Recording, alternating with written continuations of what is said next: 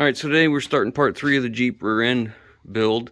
All the paint on the yoke and the differential cover is dried and cured real well. It turned out good enough. I mean, it's not new, but preservation is what we're after, not show quality. Someone made mention I should probably put a magnet in here to catch any of that fine shavings, and that's a very good idea. I should have thought of that beforehand, but I didn't, so thank you for that. What we're going to do with the yoke is we're going to clean this up and we're going to put our repair sleeve on. If you see, it's got that groove. Come on, focus. You see that groove right there? That's where the seal rides. So we bought a SPEEDI sleeve to put on there and repair that, so it gives us a nice smooth sealing surface again so it won't leak. The other thing I want to do is I need to make something to hold this so that when we go to tighten down our pinion nut to set our bearing preload, this isn't bouncing around. So let's get into that. So we're going to start with a little bit of paper, set it on top of this, and take my dirty fingers. I'm going to hold it with one side, and I'm going to try and get a rough imprint of the other, just like so. And then that'll give me the imprints of where I need the bolt holes on the piece we're going to make. I found a piece of steel. It's just a piece of probably 3/16 that I had laying around from something else, just something I cut off. And then I marked the outside edges of where the yoke is on here. And then I marked the top so I get a good reference line to get me something fairly straight. And I know this is going to seem foolish and a waste of time and all that kind of stuff, but you are who you are. Okay. And this.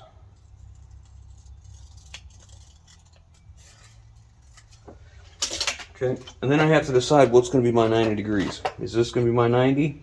I'll take the one that looks like it's been a sheared cut. We'll try that. It's not that big a deal. I want to find the center. So what I'm going to do is just make it very simple to do today. I don't want to do any measurements. I just want to quick get a center line. So I'm just going to fold that in half and then see where we're at. And then we're going to center it on here. Alright, so this is the camera mount. That'll do. Alright, got our magnet on there. So the next thing I want to do is take a transfer punch about that size. Let's see what we got. Oh, about this here size looks about accurate. Yep, that'll do. So transfer punch is meant to go inside something, right? Say if you got a hole to go through, and then it gives you a center point of that hole. Well, in our case, we're just going to use it for this because I need a way to be able to see the hole itself, where the hole is in my little template here. And I need to make the center point. Now let's double check to make sure they look good. I'm not hitting it too awful hard because if I have to manipulate it, I don't want it to be a big deal. I'd say that's pretty decent. It's probably hard for you guys to see. I'll try and get you up on there, but you get the idea. So I'll do this, and then also what I'm going to do while I have it in here is I know where the yoke is. I know where this part is and how wide I need this to be, because I want to cut this out as close to the edges of this as I can, because I need to get a socket in there. So I don't have a lot of room. So I'll put the nut in here and find out what socket it is and see how much room I have. That way I'm not hitting it, not binding up either.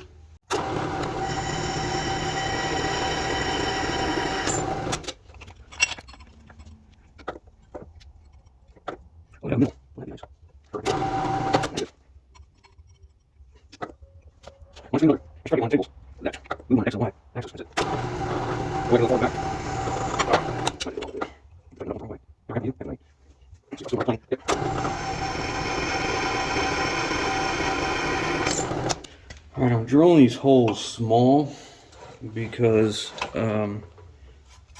I'd like it to fit as tight as possible without being a problem. This is off just like a tiniest amount. Anyways, I want this to be as snug as possible, and that way it's not rattling in the bolts. I want to be able to put the bolts in it, tighten them down, and these are really, really tight, so there's no movement. Things that move break, things that don't move don't break. At least that's what we're hoping for.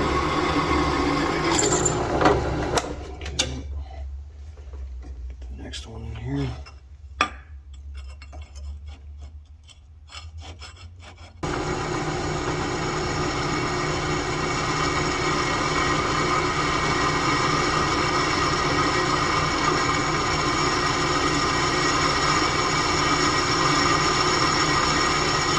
I may have to go up one size because this is the same diameter as the bolt.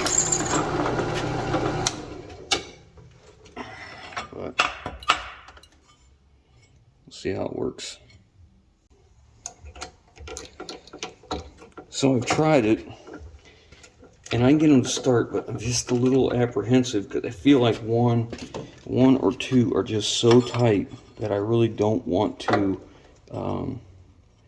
mess up the threads of the bolt. So I'm going to 1/64th larger than the bolt. I drilled 1/4-inch holes, 1/4-inch bolts. So now we're just going to 1/64th. You'll see we're just really not taking hardly anything off of there at all.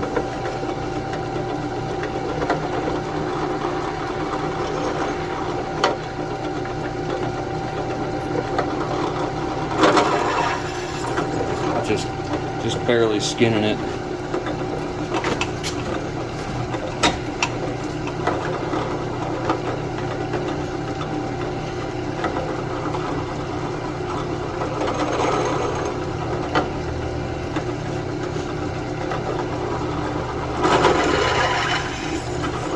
I typically drill holes 1/64th or a 1/16th larger than the bolt most times. Just this time I was hoping that I could get it pretty tight, but that should do it. So you see we didn't take hardly anything out of there, so we'll see how it fits. I'll clean the bolts up too so we got good clean threads.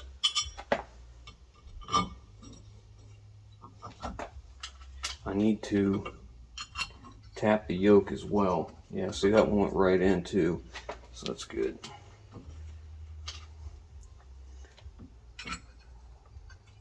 Yeah, that's all we needed. Just that 1/64th is all we needed.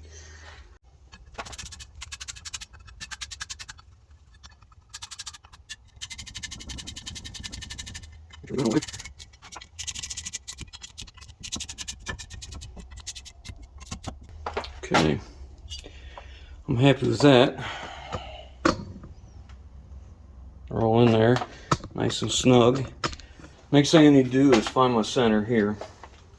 Shouldn't be a big deal. I should be able to just kind of eyeball this. It doesn't have to be perfect. Yeah, who am I kidding?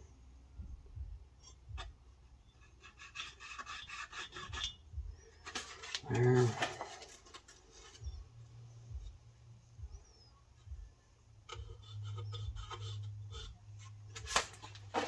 Okay.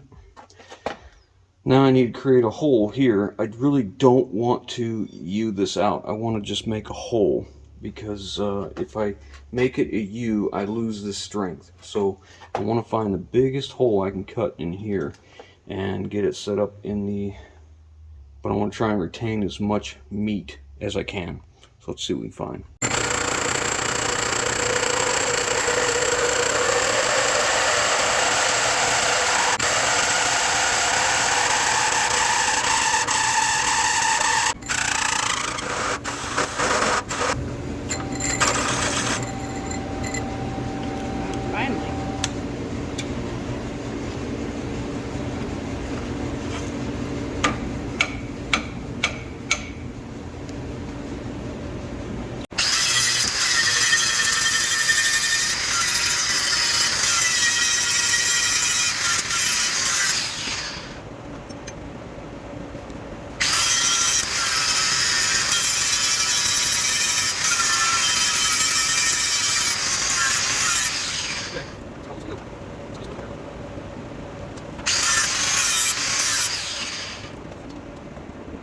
That'll do.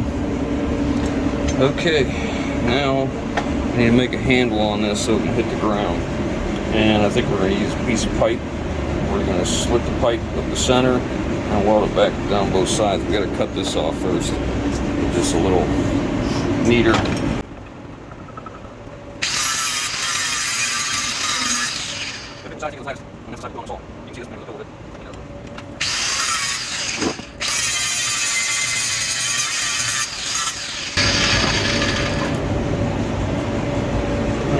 Go with that. Now we're just going to slice it off even here.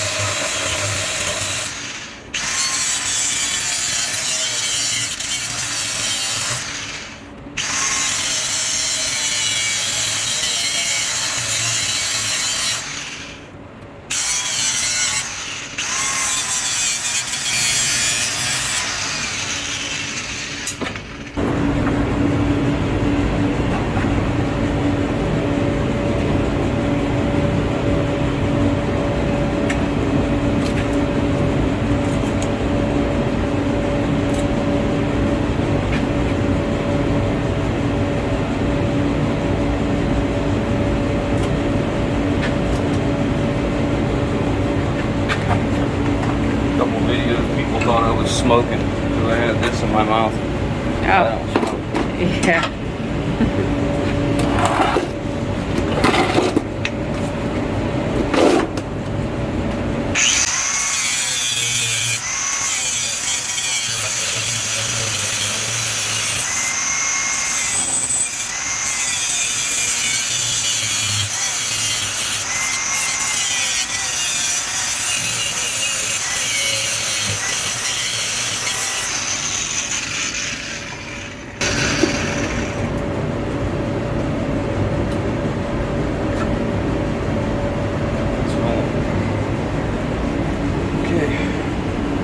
Now we'll center it up and we'll weld it. I got a new welder coming.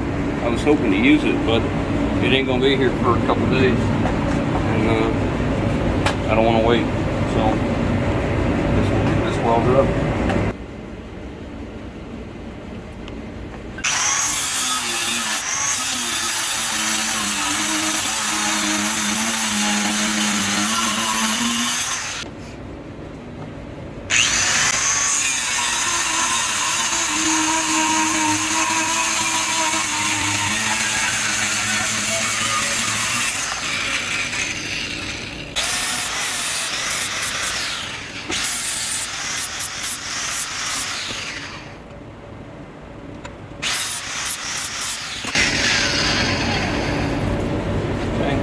Ready to weld.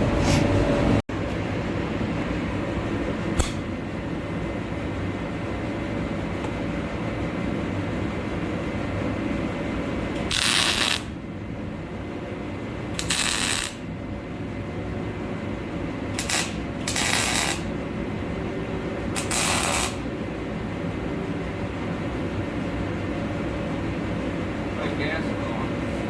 Gas on.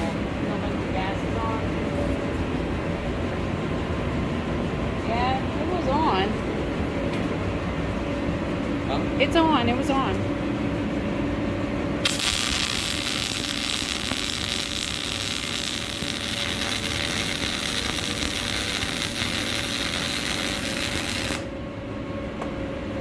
What's the deal here? Something's wrong. Something's not right. Alright, let's check it out. Alright, it was on, but it wasn't on very much, so maybe that's why.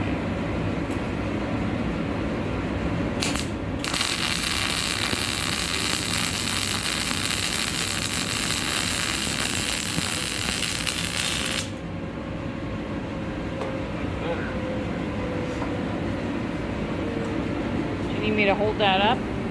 I can hold right here. Yeah. But I don't know if I can hold it as steady as you need. It needs to be steady. So I know. rest against your Well, leg. give me a minute to get it situated. All right, how about that?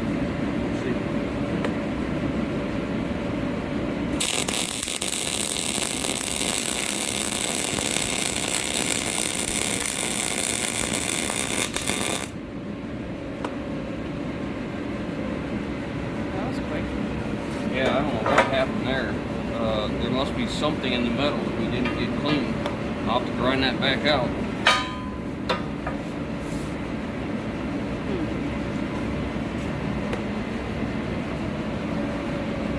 I don't like that.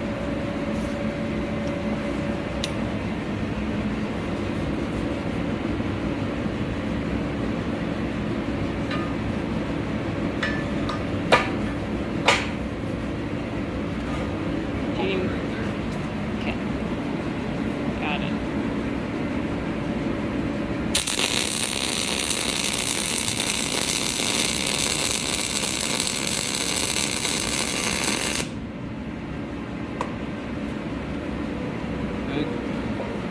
Get a cut in the middle. I don't know what happened there. I mean, look at that. Yeah, it is. I don't. All right, I'll get I mean, the but look, the rest of it is okay. Yeah. I mean, obviously I got a little hot there I gotta fix, but hold that.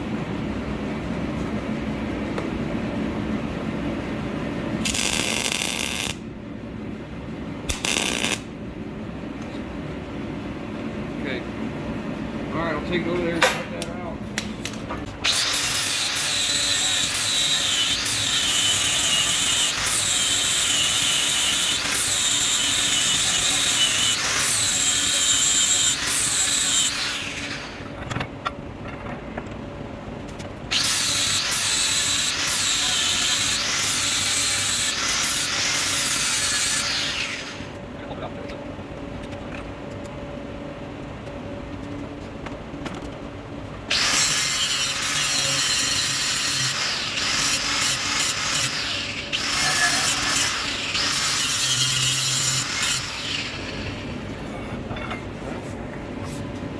See if we can get it again.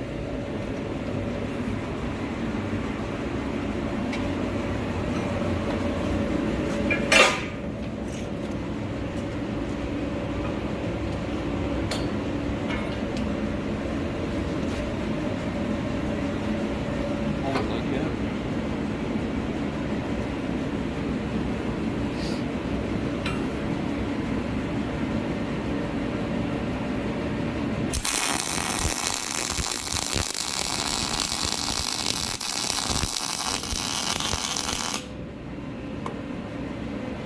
Cleaned up okay.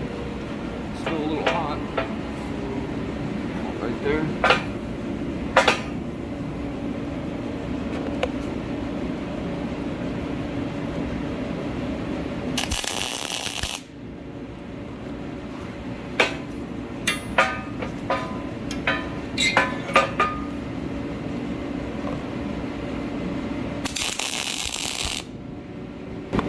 Okay.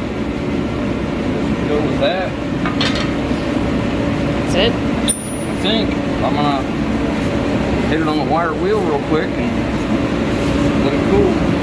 I mean, I don't think it needs paint. No, I just didn't. It was so quick. I didn't realize you fixed it. Well, I'll wire wheel real quick and get some paint on it. Okay.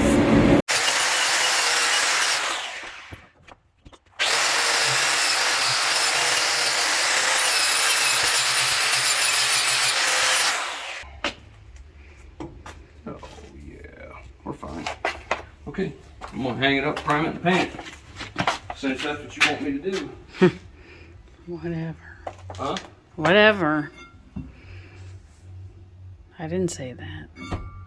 Thought you did. Isn't it just gonna get scratched up when you Hey. use it? Yes. Yes, it will. Okay, I'll get it cleaned up now. All right, I got 2 coats of primer, 2 coats of paint, and probably pointless to actually paint it, but I'll throw it in with all the other tools that I've made for whatever, and I don't know, I might find a use for it later, or maybe somebody else will need it. But that is done. Let it dry. Next, we're gonna get the cover ready to go, get it all cleaned up again, so I got overspray on it, and then wipe it down real good, make sure it's ready, and I think we're going together. Oh, nope. I need to go to the parts store. I want to get all new bolts for the cover because they were rounded off. If you remember, the heads of the bolts were rounded, so I'm going to do that now. Alright. Clean the worn shaft. Remove the burrs. Make sure the diameter chosen is suitable. Put sleeve onto it and the top of the shaft so it comes with the installer. Oh yeah, good deal. Okay.